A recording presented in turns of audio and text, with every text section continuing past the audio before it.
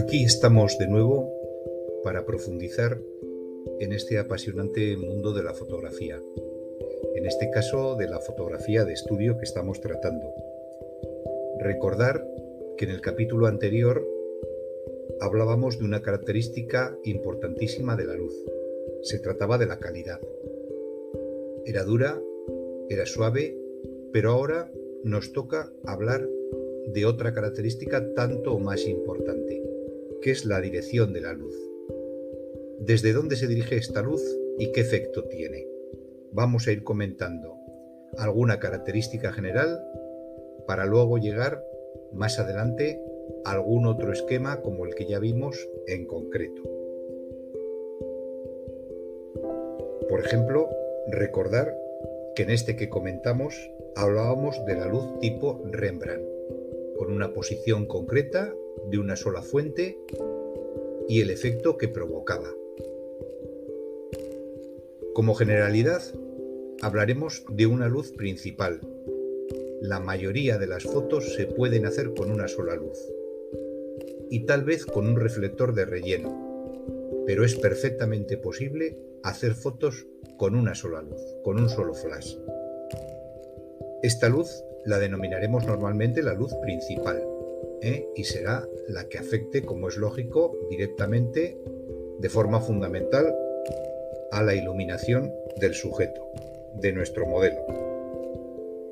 Si optamos por rellenar esta luz, porque la zona de las sombras nos parece demasiado profunda y queremos que tenga un aspecto menos contrastado con respecto al de la luz principal, que lógicamente es más brillante, utilizaremos, como dijimos, un reflector, sin falta de utilizar otra fuente de luz.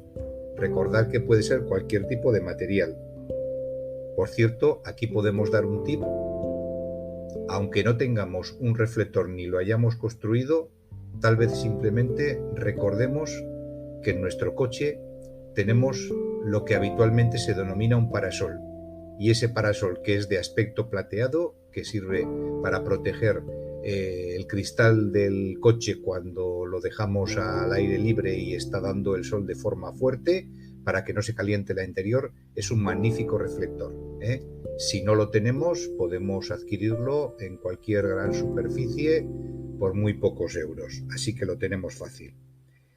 Hablando de relleno, recordar que este no debe originar una luz plana.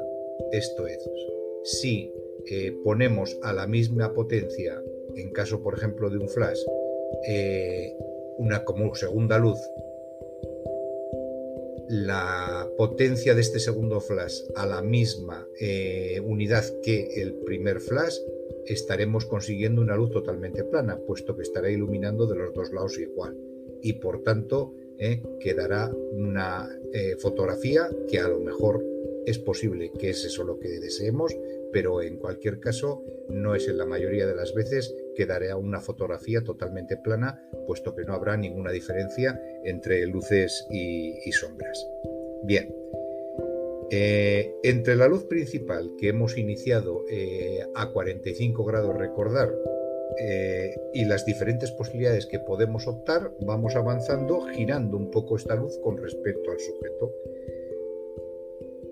Por ejemplo, si en vez de ponerla de forma lateral a 45 grados la ponemos de forma frontal, originaremos esta luz que decimos resulta excesivamente plana, aunque de alguna manera la tengamos enfrente, pero no es lo deseable, salvo en algún caso concreto en que esto es lo que pretendemos conseguir, como decía antes, y de hecho hay alguna posición que vamos a comentar que es así.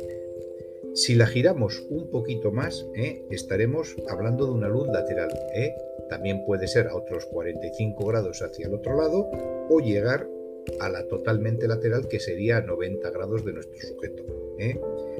Esta luz lateral se denomina split light y una configuración, por ejemplo, muy habitual, si hablamos de unos modificadores que comentamos en el capítulo anterior que se llamaban street box, que son estos rectangulares estrechos alargados, por ejemplo, para una fotografía de tipo fitness o deportiva, es muy habitual poner de forma lateral dos streetbox iguales a la misma potencia, uno a cada lado, y esto nos perfila la figura perfectamente de un lado y del otro por igual, dejando el centro del modelo más oscuro y resalta los músculos. Por eso es muy recomendado en fotografía de tipo deportivo.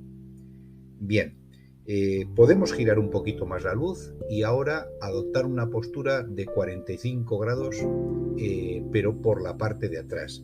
Esto sería una luz que habitualmente utilizamos como luz de lo que llamamos recorte. Recorte quiere decir que tenemos el objetivo de destacar de alguna manera, por ejemplo, esto se utiliza mucho para el cabello, para que la cabeza no se funda en el cabello, sobre todo si es oscuro y el fondo es negro, se funda con nuestro fondo, para recortar este cabello contra el fondo. Pues para esto se puede utilizar esta luz de recorte, que también se le llama de kicker. Nos hace un perfilado de la figura y nos la separa del fondo. Si giramos un poquito más, estaremos ya en una luz totalmente trasera. Nos estará dando la luz desde atrás a nuestro modelo y por tanto para nosotros desde la posición de la cámara será la típica foto de contraluz. Bien, esta foto de contraluz debemos digamos distinguirla de otro tipo de iluminación y otra posición, que sería que también ilumináramos el fondo.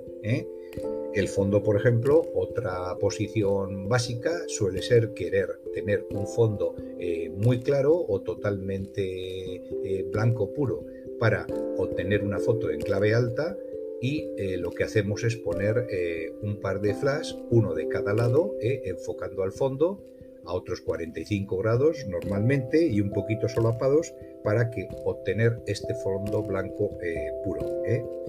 También podríamos utilizar para este propósito un octavoz de un cierto tamaño grande, que puesto totalmente plano desde atrás nos serviría de fondo y ese fondo ya estaría iluminado. Bien, con esto prácticamente hemos terminado de girar totalmente las posibles posiciones de la luz. Ahora lo que podríamos hacer es pensar en dónde más podemos colocar esta luz. Pues otra posición normal sería la posición cenital, desde arriba, también típica de otro tipo de esquemas. Recordar que esta es la posición que imita a la luz que estamos acostumbrados a ver, que es la luz del sol, que la tenemos encima en la mayor parte del día, y por tanto es una posición normal que puede normalmente combinarse en los esquemas con otro tipo de luces y posiciones, para poder combinarlos. Bien, y nos quedaría por último el caso contrario, que la luz nos viniera desde abajo. Esta situación, salvo que vayamos a grabar una película de terror, es evitable porque produce unas sombras que ya sabéis que son típicas de estas películas donde el objetivo es dar miedo, puesto que provoca sombras muy profundas hacia arriba y da un aspecto grotesco de la imagen, sobre todo de la cara del modelo. Pero tal vez nos interese en algún esquema concreto, como vamos a comentar a continuación, que esta luz puesta como luz de relleno, dirigida desde abajo, nos interese obtenerla. Bien, en cualquier caso, ahora sí que vamos a hablar de un tip muy importante, muy importante. Si en algún momento en esta combinación de luces, esto es cuando vamos a emplear más de una luz, me da igual que sean 2, 3, 4 o las que fueran, vamos a preparar y a estudiar el efecto de estas luces antes de hacer la foto definitiva, debemos optar por probar cada luz por separado. Esto es, conectamos la primera luz, primero la principal, y hacemos una toma. Y vemos el efecto que produce esta primera luz. Apagamos esta luz principal y, por ejemplo, encendemos la de relleno y vemos el efecto que puede hacer esta luz. Y así sucesivamente, con la luz de recorte, la luz trasera o la luz lateral. Cuando estemos seguros de que nos gusta el efecto que hacen todas ellas, es cuando encendemos todas y hacemos la fotografía definitiva. Tal vez a partir de aquí nos toque bajar la la potencia de alguna de ellas, puesto que al solaparse entre ellas, lo que se llama suma de luces, que ya hablaremos en otro momento, nos puede originar una excesiva exposición.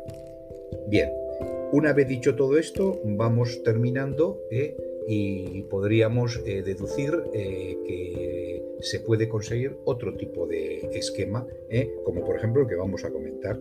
Igual que hicimos el esquema Paramount, vamos a hablar ahora de otro que se llama, igual que hicimos el esquema Rembrandt, vamos a hablar ahora de otro que se llama Paramount. ¿Por qué se llama Paramount?